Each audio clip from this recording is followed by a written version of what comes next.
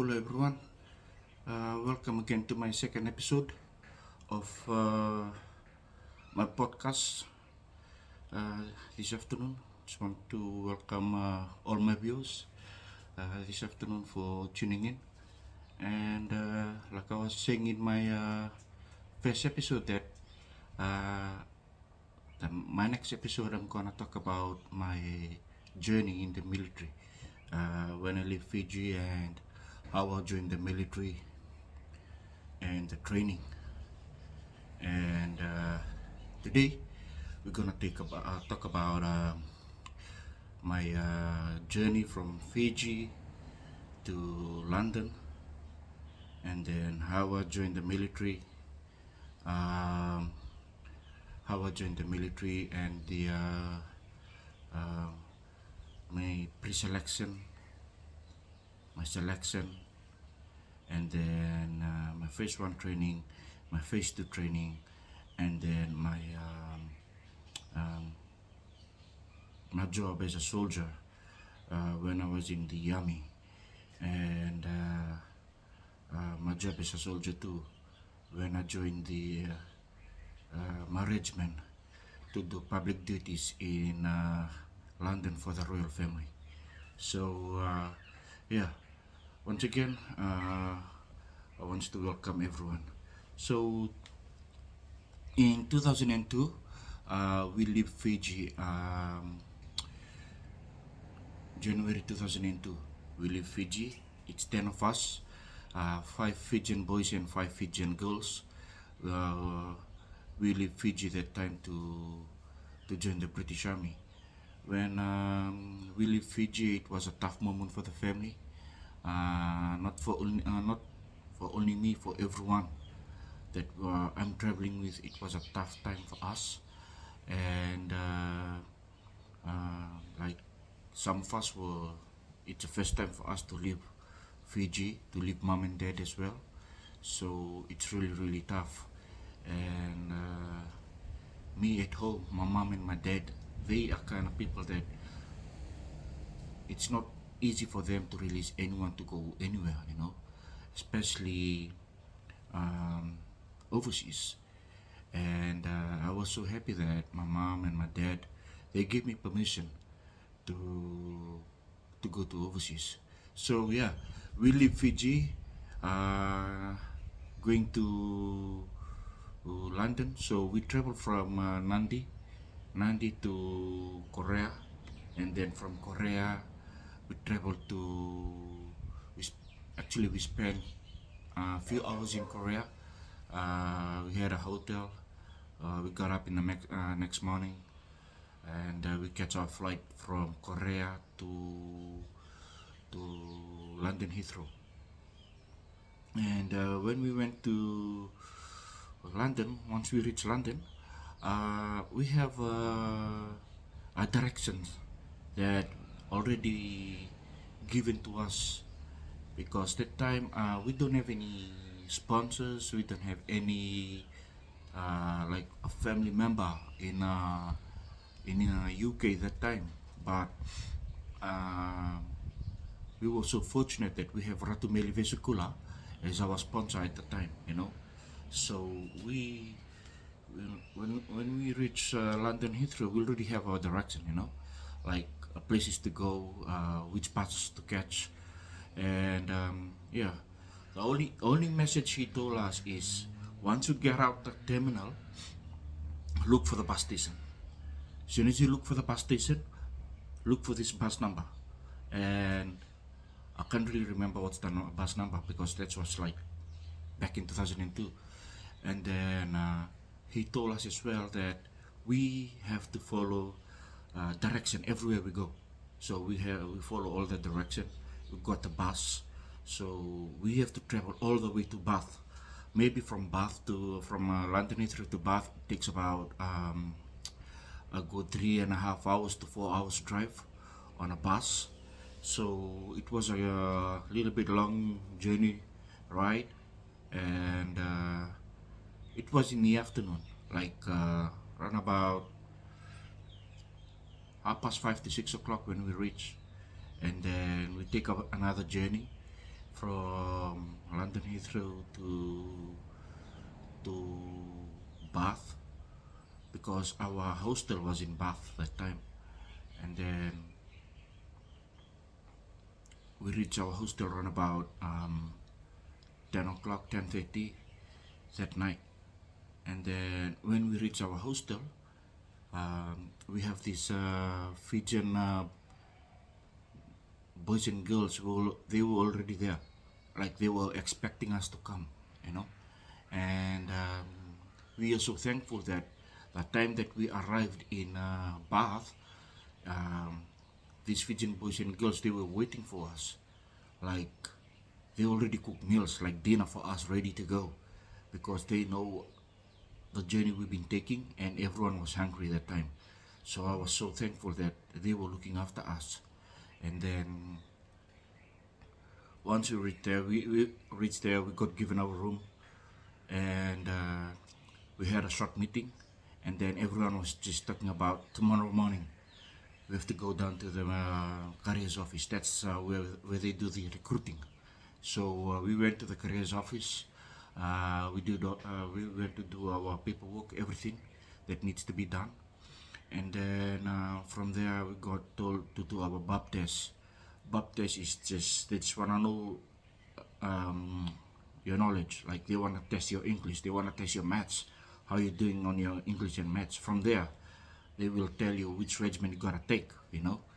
Um, so soon as we finish our BAP test, and we had a little bit short conversation with the guy who's doing the recruiting at the time, and he was trying all his best to direct us what we were doing, like what's supposed to be done, like step by step. So I was happy, you know. I was happy because uh, he's the one over there playing. I'll say he's the one over there playing the role of like um, father and mother to us, you know, everything that we want that time. This guy, he helped us, you know. So I was so happy because he was there for us, you know. And when we finished from there, we actually been told you can go back to your accommodation. So we went back to the our hostel. It's a youth hostel anyway, and we just been told just train hard, drink plenty of water on board, look after your body. It's winter time, and everyone's gonna be struggling because you guys came from Fiji, because Fiji is, it's a tropical island, you know. So I was so thankful that we've been given those kind of advice from our recruiter. And soon as we finished from there, we received a phone call, and he said, "You guys gotta come and do your selection." So we went on selection. Once we went our selection, uh, we got tested on medical, we got tested on teamwork, our fitness. Fitness, we're doing like press ups, sit ups. We're doing 1.5 mile under 10:30. Like everyone has to pass that time, and um, and then you'll have like a icebreaker with with the guys who's doing the recruits. So I was I was so blessed. I was so fortunate that, you know, I managed to complete all those tasks properly. I managed to finish it, you know, and yeah, the day that I went to do that selection, the very first day it was just medical, team bonding, um, do stuff together with other recruits that you guys were doing selection together, and then the next morning it's your fitness. So we do press ups, sit ups, and 1.5 mile run. Like the morning that we were doing our 1.5 mile run, it was so cold. Like it was so cold. Even some of us, as soon as we went outside, we ran straight back into the building because no one can take the cold. You know, like it's really, really cold. you know. And then we've been told if you want to pass this, you have to face this, you know. So we had a short conversation there as all Fijian, and then we talked about it, and we were like, let's go smash this, you know. So we went do our uh, do our running. No, we were doing our press ups, sit ups, and then we do our run. And then as soon as I finished my press up, my sit ups, one of the instructor told me, okay, you good, you pass. So he said, work hard on your, you guys gotta work hard on your running, you know, 1.5 mile under 10:30, you gotta pass that. So as soon as I do my running, I try my best to finish before 10:30, you know. So I was so happy that time because I managed to finish it on time before 10:30, and then we've been told go and have a shower. You gotta have an icebreaker with your you gotta have an icebreaker with your with one of the instructors. So I went, get freshened up, did my icebreaker with my one of my instructor, and I finished up my icebreaker with him, and then I've been told go wait around in a sitting area, and we'll call you. And I was sitting around for I'll say around about 1.5 hours to 2 hours, and then they got called my name out, and they were saying, congratulations, uh, you've passed your British Army selection. Like that day when they were saying that to me, you know, I was, you know, I couldn't believe that I managed to pass that because um, first thing for me is the weather. The weather was so tough because it's so cold. Can't really take the weather, you know. But I was so thankful that I managed to finish that, you know. And we got given our train ticket to go back to the place where we came from. So we went back to Bath. Few of my friends they didn't even make it on selection. Some they pass on medical, but they can't do the fitness. But some they pass the fitness, they can't do the medical. But you know, everyone was like looking after each other that time. You know, like we were brothers and sisters. We were working hard, like, and I was so happy that I passed my selection. After a few days, I got called by my recruiting officer, and he was telling me that you gotta go and do your oath. So as soon as I've done my oath, he told me, "That's it, mate. You in now. Like you are a soldier now. The only thing you gotta do is your training." So I went to do my training. So I did my phase one training in ATR Litchfield, and my training in ATR Litchfield was, I'll say it was a little bit, uh, it was, you know, it's a little bit okay, better than my phase two training, you know. Uh, so when we when I got called up to join ATR Litchfield at the time, I was ready, like physically, mentally, spiritually that time, you know, ready to go to do my training. And I know that I have to do this for me, I have to do this for my family, I have to do this especially for mom and dad, you know. I want to make them proud, you know. So, went to do my phase one training. Uh, yeah, in phase one training, everything that we learn in there is just about discipline, teamwork, soldier skills, fitness, you know, all those kind of things. the that's kind of training that we face in phase one training. Like to be honest, like they change your life from like civilian into military.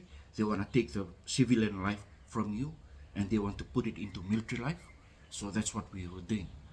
And um, the soldier skills and knowledge that we learn from there is just, you know, the core skills of a soldier for like every day, you know, and what we gotta do, you know, especially for one of our training that we used to do is like the discipline, life and skills of a soldier, you know, following orders, understanding chain of command, you know, maintain personal hygiene, uh, uniform standards, uh, basic field craft, living, eating in operation field condition, you know.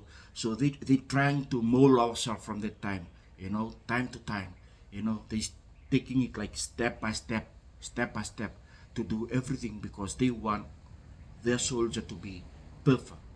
Because one of the motto of the British Army is be the best. So they want you to be the best that time.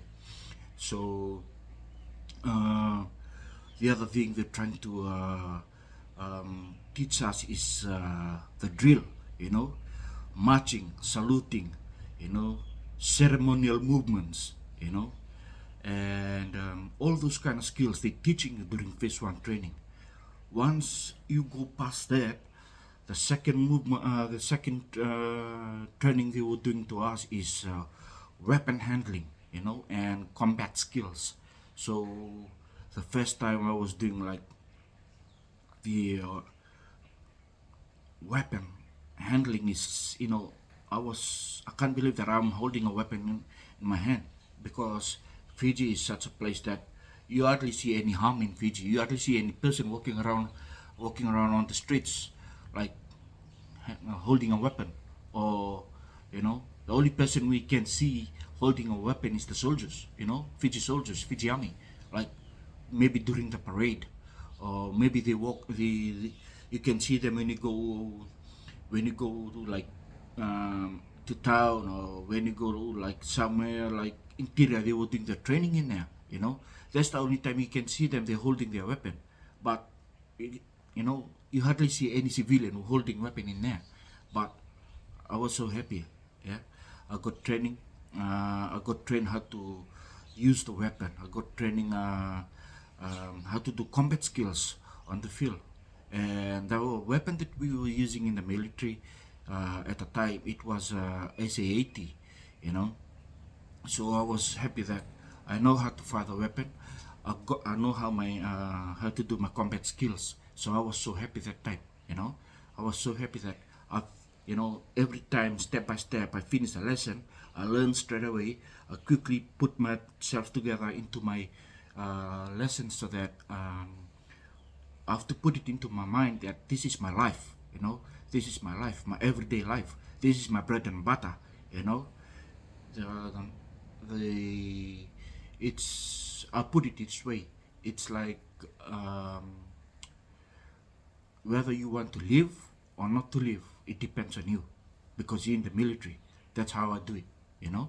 So I try all myself to learn it properly, you know, to learn it, put it into my mind, and then follow it. Follow the simple instruction. That's it. Just follow the simple instruction. So after I did that, they teach us how to fire, you know, fire the weapon. So we had this test that we used to do in the military. It called the marksmanship uh, test. You know, it's all about target practice.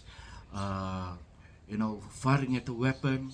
You know, like you have to know how to uh, look at your target. You know, you have to know how to put your target down when the instructor told you when you fire your weapon. And then from there they try to adjust you, you know, how to fire the weapon and everything like that. But it's it's all skillful. It's all about the learning process. But one thing that I found out in when I was in the military is us Fijian, we are like this. No matter what, eh? No matter what, no matter um, you don't have a good qualification in school, eh? No matter you don't have a good qualification in school, you good with your hands. Eh? You good with your hands. Like,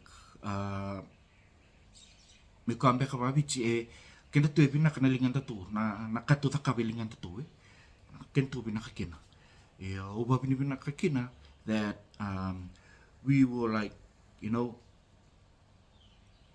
doing all those kind of things that our hands were so good with that, you know, firing the weapon. We were able to uh, uh, clean our weapon. Like you have to um,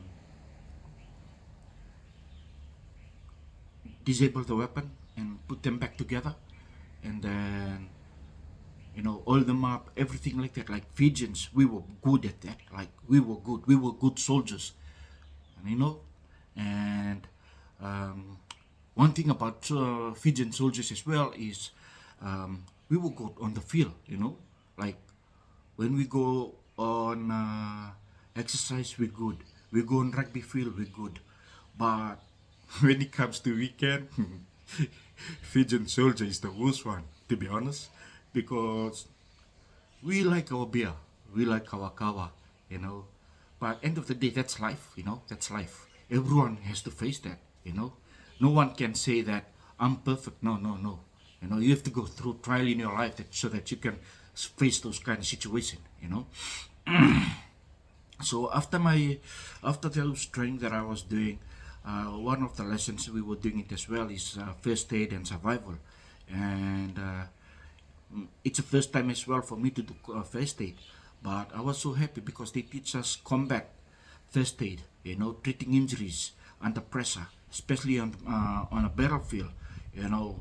Treating, to be honest, like treating injuries on a battlefield, it is a mental, it is tough, it is a kind of a sacrifice that you do, that you try all your best to keep your mate survive on a battlefield. That's why I was so thankful that in the British Army, like first aid, they teach us properly. Like they will make sure you understand how to do your first aid. They will make sure you have to understand how to do first aid. They will make sure you have to understand how to use your weapon. They have to make sure that you have to understand every types of bullets that you're using on a weapon. Like they do things in a professional way. Like I was so happy. They teach us in a professional way, a way that for us to understand, for us to keep it into our mind for a very long time. I was so happy with that. And one thing they teach us as well is survival, survival, how to use a map, how to do like navigation, go on the field, do navigation and stuff like that. I was so happy they teach me all those kind of things, like survival skills, like building shelters, finding water, living in the field, all those kind of things. I was so happy because I got taught properly. And to be honest, I still know how to do all those things right now. Like it's after like 11 to 12 years now. Like I left the military, and I still know all my soldier stuff. I was so happy because what I'm talking about right now is just like when I'm talking about my phase one training, all those kind of things, like everything was just coming back to my mind. Like it's step by step. I know what to do. So I'm so happy with that. And one of the training we do as well is the teamwork and leadership.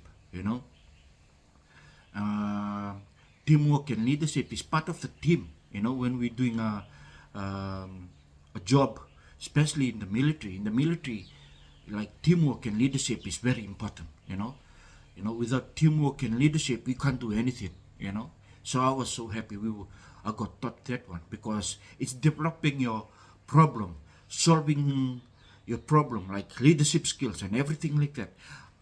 I was so happy. And the second thing is we gain confidence as well. We gain confidence, like building exercise, do scenarios based on challenges. What kind of scenario they're gonna give you? You have to do it. So I was so happy. They do all those kind of things. They do all those kind of things to to us to become a good soldier. Uh, this is one of the very important training that we were doing in the military to be a good soldier is fitness. You know, fitness. It's a huge focus for the British Army soldiers. You know, especially during training, and everything that we do about fitness is just about. It's not about you train today, you get fit today. No, everything is progress. Everything is progress from day in, day out while you're doing your training. You know, so I was happy for that. Like everything we were doing about our fitness is about progress. You know, like um, everyone would train like or design to to get into a required standard at the time, you know. So it was so good, you know. So they train us as well how to do in fitness, how to do endurance, you know, long distance from 2 mile to 5 mile, you know, and progress along. You do like 8 mile to 10 miles, you know. It was step by step everything you do. But one thing for the military is uh, when you do your running in the military, like especially like long distance run. The first time I did that, it's just like, man, it's like a 400 meters pace. They were using 8 miles, 10 miles. Like, it was so fast. But everyone managed, you know, to keep up with the pace. So it was so good. Sometimes we we have to fall back, you know, because the injuries. Um, Sometimes we got fall back because some people they're not getting used to do long distance running, but we help one another, you know, not only us as a Fijian. No, my my mates like English mates, Jamaican mates, South African mates, different kind of people, including the instructor. They come back, they push you to the limit. Like I mean it. They push you to the limit. They drive you so hard so that you can finish with them when you reach the peak. You know. So that's one good thing about the army. You know, especially in the British Army, I was happy with that.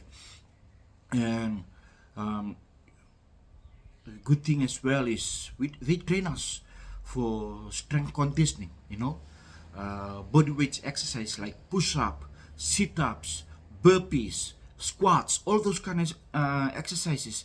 They were doing it so that we can gain our fitness quickly, you know. Uh, One of the training that we were doing in the military is circuit training. Like circuit training is for overall strength, like everything from top to bottom, you know. Like once you can do circuit training, you're done. You can do any kind of training. So I was happy because you were trained to be like that. And then after you do your strength and conditioning, they teach you as well how to do uh, your speed and like shuttle runs, like sprinting and shuttle, those kind of training. And then from there, they teach you how to do your speed training using obstacle courses, you know, to improve your balance, to help you to overcome different kinds of obstacles in life. So it was so good, man. I can say it was so good. And then from there, as soon as we finish, they teach us how to do combat fitness. You know, like combat fitness. First, they will teach you how to do like combat fitness, and then after the combat fitness, they will teach you how to do like combat fitness tests. You know, they want you to pass your combat fitness test. So that was, you know, that's one good thing about it because first thing they will teach you. After they teach you, you understand it. You go back and they will test you. So that's good, you know. And once we finish um, our combat fitness test, combat fitness as walk through, talk through, then we do the test. So the first one it was a 2 mile, So we have a minimum standard of 2 mile, the time that's required for us to meet if we want to pass the 2 mile run. And then we do push up, sit ups uh, for 2 minutes. And then sometimes we do a blip test, we do blip tests. So it was okay, you know. It's part of the training, it's part of military life, it's part of fitness. So everyone has to take it on the chin. Um, Military as well is not something for you to do as a joke. Like you go do your training, you do this, you do that, and then you think the next morning, okay, I'm packing my bags, I'm going home. No, no, no. It's a big no-no for the military. You stay there till you finish. Whether you cry, whether you're getting um, um, like getting your body's bleeding or having your mucus coming out of your nose, no one cares about it. Everyone wants you to pass, and it was okay, you know. And one thing that we got taught as well in the military is uh, the weekly routine. So our routine has to be like we have to good we have to have a very good routine, especially like you have to have a week often, like during basics training, like you have to do everything properly, like in basic training, especially in basic training, like you have inspection, room inspection, you have corridor inspection, you have bathroom and toilet inspection, you have this locker inspection. You they don't give you time. You belong to them. You don't have any time. So I was so happy because I managed to go through all that. Like most of the time, if one member of your team, um, if their locker is not in good condition, or if the boots are dirty, and all of you, like, you're not there, like all of you are going in, will be having breakfast in the cookhouse, like we were waiting for while having breakfast, because after that you have a program coming up that morning, maybe a lesson or fitness. So we were doing that, like having breakfast, going along with the program of the day, and going back to the accommodation. While you go back to the accommodation, sometimes it's just like you just want to cry, because they just trash everything. Like everything's been neatly done on your locker, like all your uniform, your trainers is neatly done, your boots is neatly done, your number 2 dress, everything. They just open the windows, and some of them just start to throw things out, and they got given you time. Within this time you gotta finish all this, do your admin, do this, do that, do this, do that. Like everything in the military, especially in phase 1 training, is like book, you know buy a book. You can go out, or you can stay away with that. You have to follow the orders. Everything that is in the book, you have to follow it. So I was so happy uh, doing my phase 1 training, and it come to an end that we finish our phase 1 training, and then we end up in passing out parade. The day that I did my passing out parade, the day I will never ever forget in my life, because there's no one in my family was there. There's no one in my family.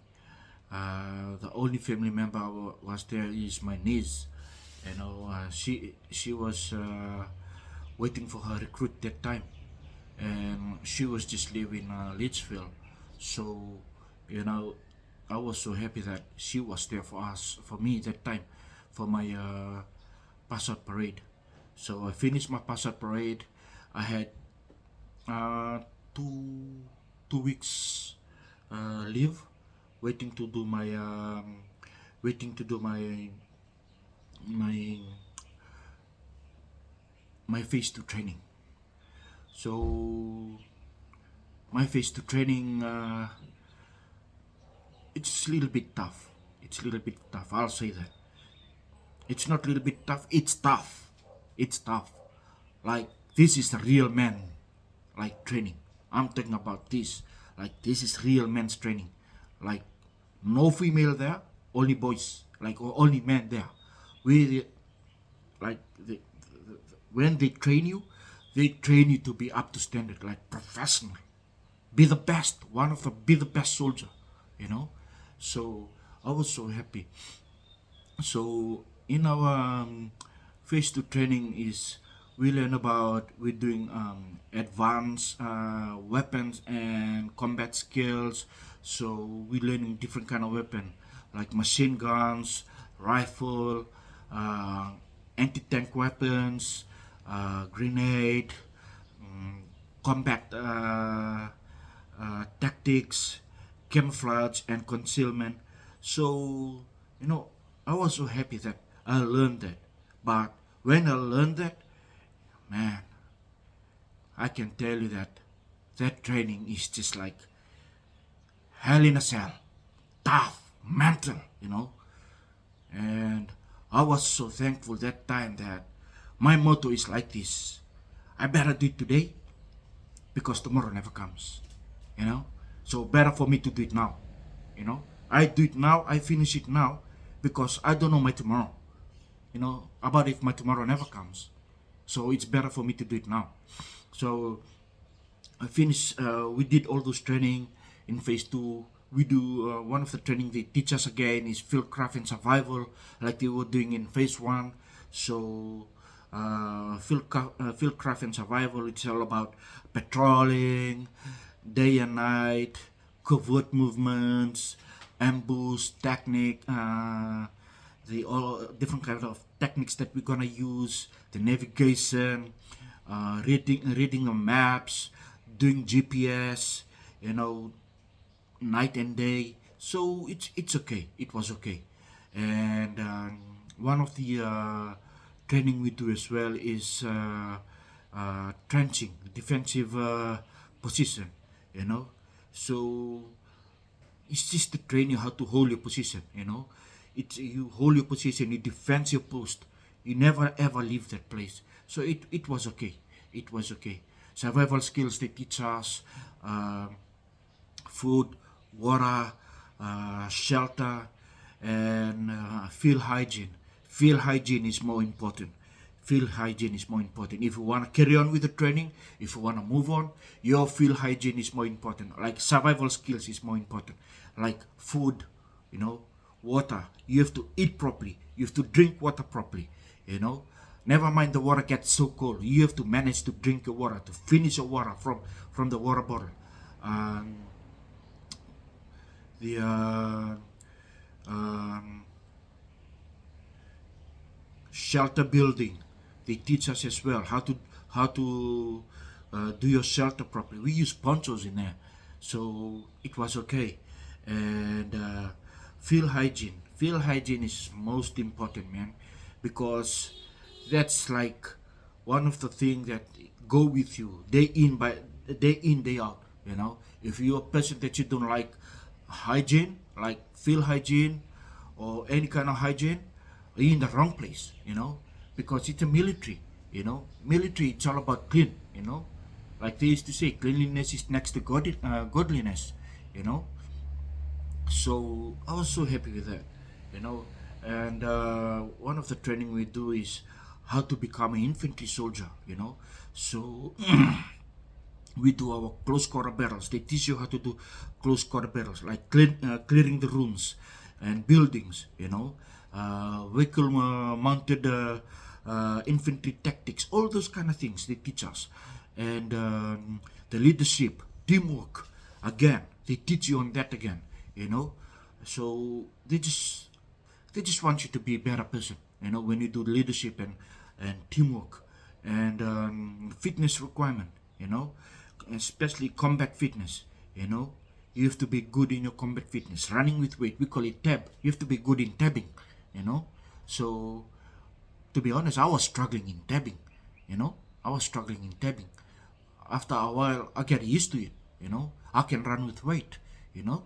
So I'm happy for myself because um, you know, I got given an opportunity, you know, to do those kind of tests in my life.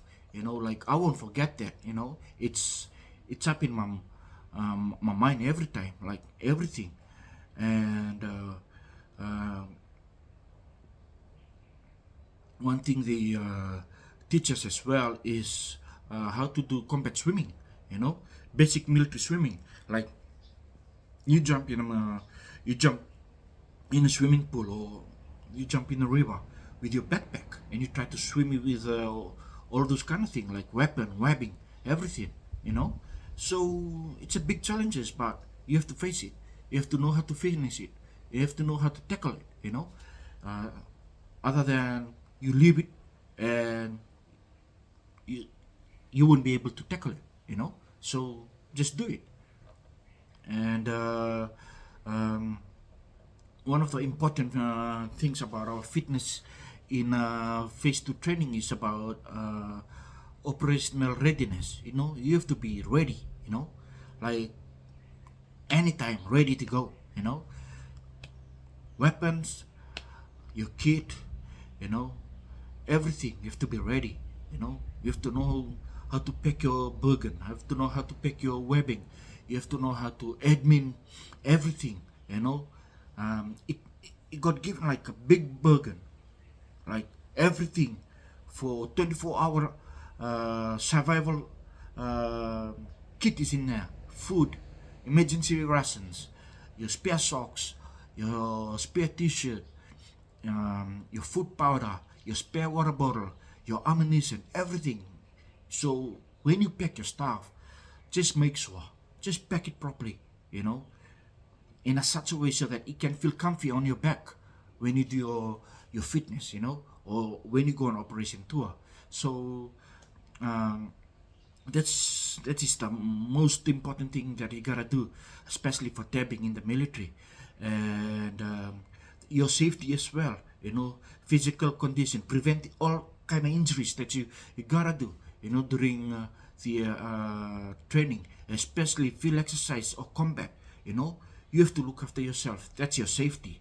You know, and you gotta pass all your assessment. You know, physical tests and uh, uh, your physical test and your combat test. So you have to pass all those kind of things. And one thing that we learn as well in there is the mental. You know, you have to be good with your mental. You know, your strength. You know, you have to build it up. You have to gain confidence, the focus, how to deal situation under pressure. You know, all those kind of things. You have to be good with it. So I was so happy the way they trained me. You know, the way they trained me, it was so good. It was so professional. Everyone, like the instructors, they help everyone, even though sometimes like they treat you in a hard way, but you know, they look after you. You know, like I was saying, um, the instructor, they were there for you. You know, they get paid to be there for you. They were like your mother. They were like your father. You know, any small things that you're doing which is wrong for them, they will teach you in a hard way, and then they will teach you in an easy way. You know, so first thing you have to face the hard way first. So that's okay. You know, that's okay. Learn in a hard way, then go into a easy way, and then um, yeah, um, that's about my phase two training. To be honest, yeah, that's about my phase two training. What we were doing from phase one up to phase two, and yeah, to be to be honest, as an infantryman, um, um, you know, you have to be ready all the time. You know, uh, because you are combat infantryman. You are frontline soldier. You were there to go to war. You know, you were there to face different kind of situation. You're ready. You have to ready. Your mental, your mind have to be mental ready every time, like ready to go. You know, whatever you do, ready to go. You know, so I was so thankful.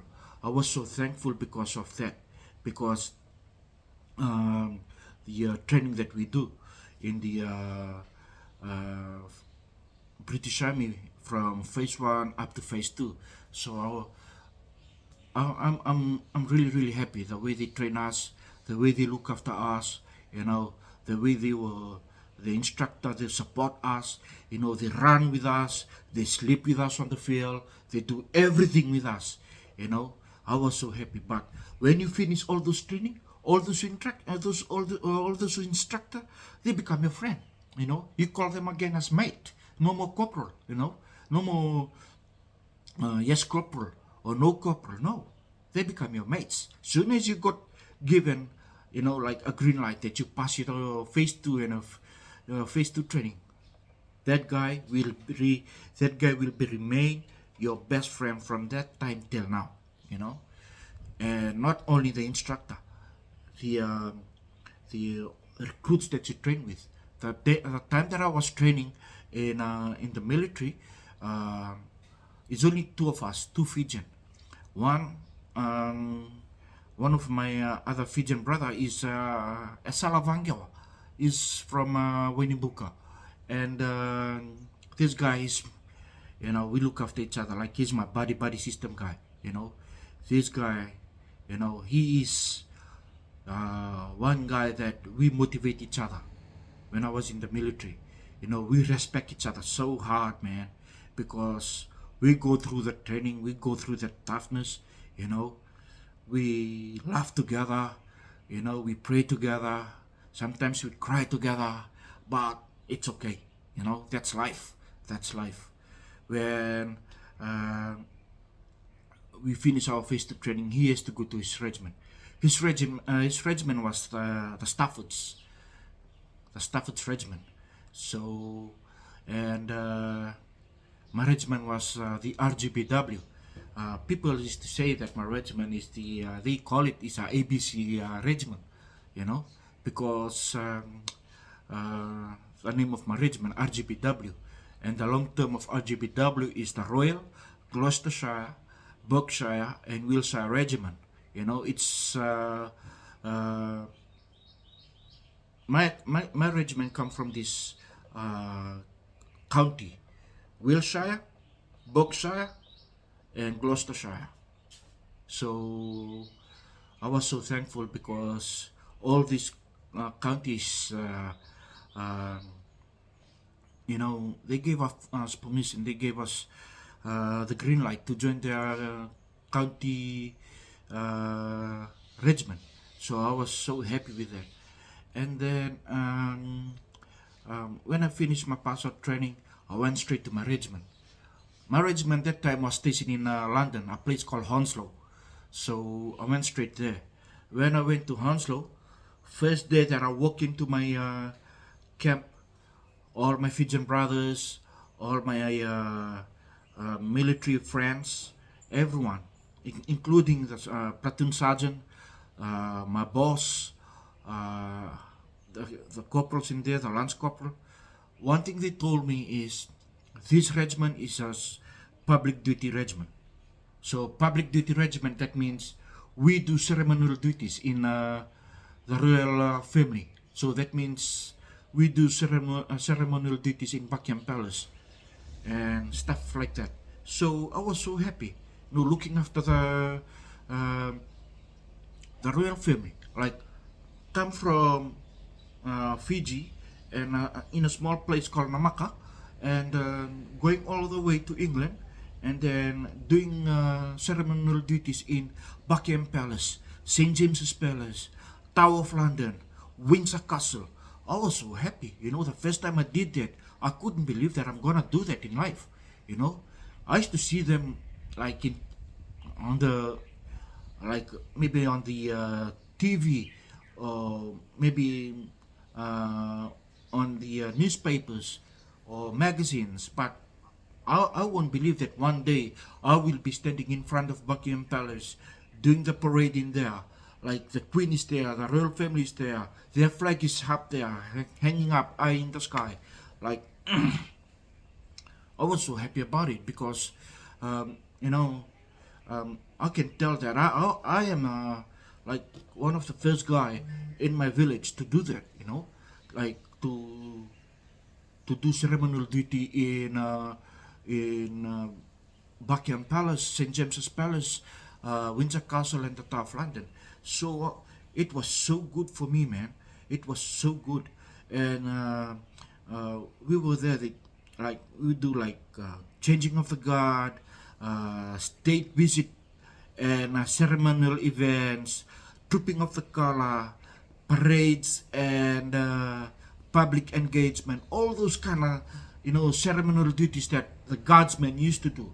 We were there, and we were there not only for like ceremonial duties. We were there like with the security of the royal family. Like we have to show our discipline as well. We were trained, in a high threat security area that like Buckingham Palace, St James's Palace, all those kind of palaces that the royal family they have in London. So I was so happy about it. And the second thing is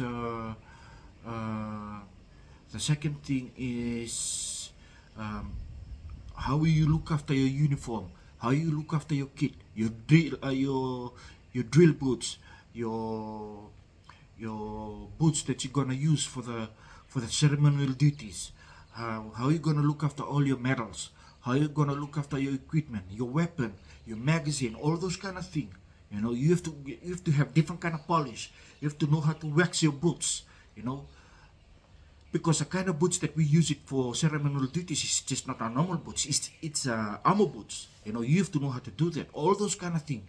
But I'm really proud. All my Fijian brothers were there at that time. Like they are the first one who joined our regiment. When I went there, they teach me everything. Like all my brothers, my Fijian brothers, my English brothers, everyone. They teach me how to do that, how to do my admin for the ceremonial duties. Like look after my kid. Make sure you don't look bad during the parade. Make sure you don't get picked up during the parade. Your sergeant major don't pick you up. Your OC don't pick you up. Your platoon commander don't pick you up. Your corporal don't pick you up. Your sergeant don't pick you up. All those kind of things. All those brothers, they teach you how to do it. Because they've been there, they done that. So they teach you how to do it. So I was so happy that time that all my brothers, they teach me that, and look after my kid. That's one of the main thing in the military, especially looking after the royal family. You have to know how to look after your kid properly. You have to know how to do that, At the same time, while you do that, you have to do fitness as well, You have to look after your fitness. You have to stay in shape, all those things. And in the military as well, our discipline is very important. So you have to discipline yourself properly. All those kind of things, you have to do it, So sometimes when you in the doing your ceremonial duties, like you're getting used to it. Once you're getting used to it, sometimes you have that idea that you don't bother to do your kid properly. You don't bother to do your kid properly. But come on, man, you're there to do your job. You're not there for your mates. You're not there for your platoon sergeant, for your corporal, for your lance corporal, for your boss. You're there because you represent yourself. You represent your family. You're there for something. You're the first one in your family that you do that job. So do it in a professional way, the way that the people looking at you and admire that this guy can do his job. This guy can look after his hygiene. This guy can look after his admin and everything. So I was happy that I got told. They teach me as well how to do it. So I was so thankful with that. And one of the things that we do as well in the army, like we have to do everything in a professional way, like professionalism. Professionalism in the military is so important, especially like as a soldier. You have to maintain your alertness. You have to maintain your composure, and in a ceremonial duties, like you have to understand it, everything like that. So it was a good experience for me, to be honest. it was a good experience for me. It was a good time as well for me to to be in the British Army. I was so happy, you know. I was so happy, and uh, not only me was the Fijian was there, many brothers and sisters in the British Army nowadays. They still serving, they still looking after the Queen. But me and my other Fijian brothers that we were uh, joining the military together, uh, be together in London, stationed together in Hounslow. Like we been there, we done that, you know, and we were so happy, and we were so happy as well, because of the British Army. They gave us opportunity as a Commonwealth to come to England to work as a British Army soldier, you know. And to be honest, man, I've met some good English boys. I've met some good English mates, like the ones who look after you. Not only English, like Scottish, Welsh, Irish, you know. They are your brothers, man. They look after you. They're there for you. They do the job for you. Like anything you need, you don't have, they give it to you. They look after you, man. So I appreciate all those kind of things, man. And yeah, to all my brothers that helped me up while I was in the military, big vinakavakalivi to you guys. Big shout out to you guys. Thank you so much for everything that you done to me when I was in the military, and so happy for that, man. And then I can say that I'm really proud that I've done all those training. I managed to be one of the soldiers that do public ceremonial duties in Buckingham Palace for the royal family, and Windsor Castle, South London, and St. James's Palace. I was so happy for that, man. And yeah, all those kind of thing is just, I just want to thank the Lord for that, because without God, I can't do those kind of things, you know. And I want to thank the family that my family that stand behind me, especially my mom and my dad. They are the ones that, you know, they support me so much for this training when I was in England, you know. Whenever I go through toughness in life, you know, I call my mom, I call my dad, I talk to them, you know. They are the ones who give me advices. They are the ones who told me to move on, don't give up, don't throw your towel, you know. And I'm happy, you know. And to all my Fijian brothers that I served together from my first regiment, RJBW, big shout out to you guys, man. Pinakavali na bibuke, you know. Yeah, in my regiment as well, I was the youngest one, man. I was the youngest Fijian guy in my regiment.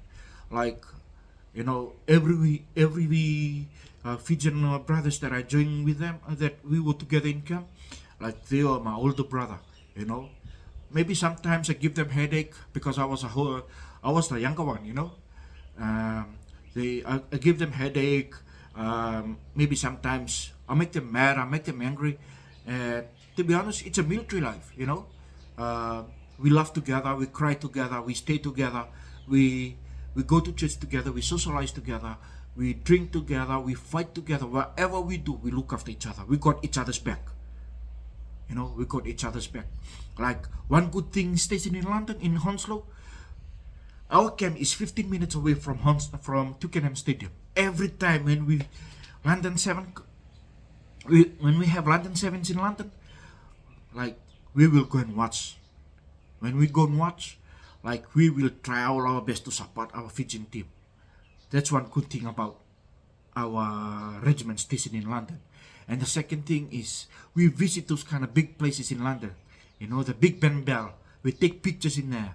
We've been to London Waterloo, you know.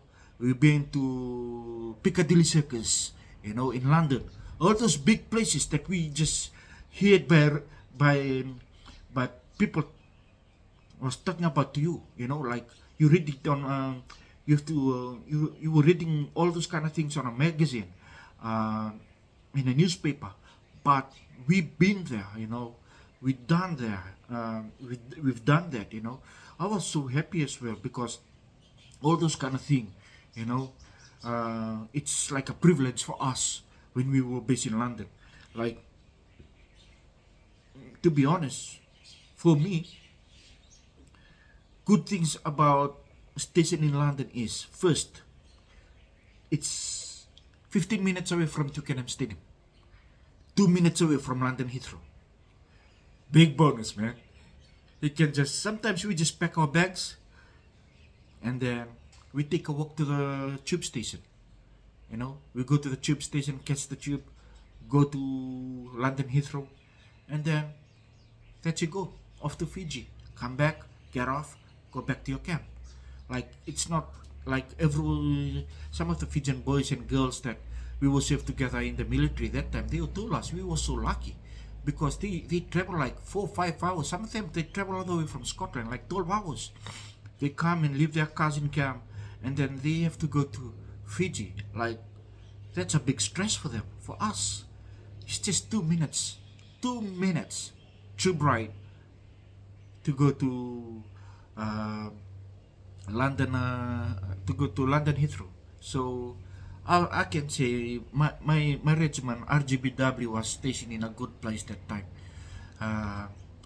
Yeah. That's the end of my episode 2. So I want to thank everyone for watching. I'm really sorry if my video is still not up to standard this time, but give me time, man. I will improve, and I'll try all my best to do better in time. You know, like the next time, I'll try to do my best, and then